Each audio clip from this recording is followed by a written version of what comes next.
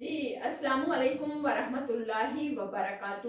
ایوش Fatima channel سے جامعہ شرط للبنات سے آپ کی خدمت میں حاضر ہوں۔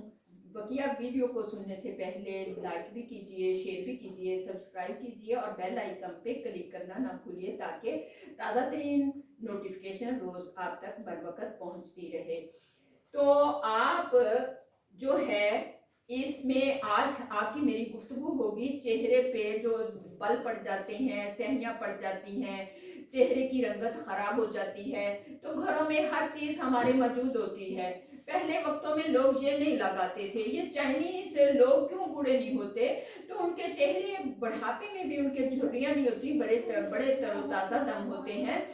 تو میری پیاری بچیوں، آپ نے ایک پیاز کا پانی نکال لینا ہے۔ پیاز کا پانی نکال کے آپ نے اس کو جو ہے 2 حصوں میں کر کے، ایک میں کارن فلور ڈالنا ہے آپ نے 1 چمچ، اور اس کو پھر اولیو آئل ڈال کے چند قطرے آپ نے اس کو پکا لینا ہے۔ جب تھوڑا سا زیادہ سخت نہیں کرنا، پتلا پتلا ہی وہ آپ نے شیشی میں ڈال کے رکھ لینا ہے، اور رات کو سوتے وقت اپنے ہاتھوں پہ، اپنے چہرے پہ، گردن پہ جہاں بل ہوتے ہیں وہاں لگا لینا ہے۔ انشاءاللہ العظیم یہ آپ کے جو ہے ختم ہو جائیں گے تھوڑے ہی وقت میں۔ ایک دن چھوڑ کے ایک دن لگا لیا، ایک دن چھوڑ کے ایک دن لگا لیا۔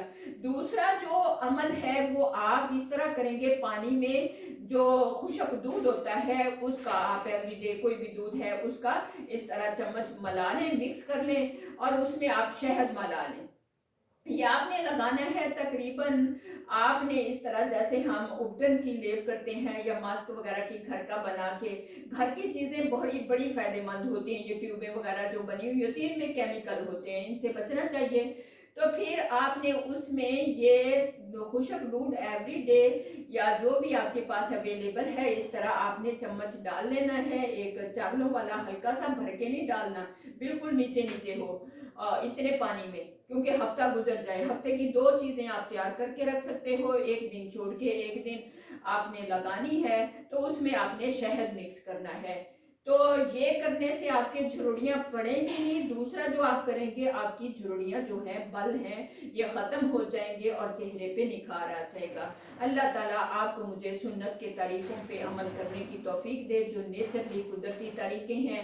انشاءاللہ العظیم کوشش ہے میری آنے والے وقتوں میں یہ آپ کو میں لائیو ہی کر کے جو آپ تک پہنچاؤں انشاءاللہ العظیم۔ تو اجازت چاہوں گی، اپنی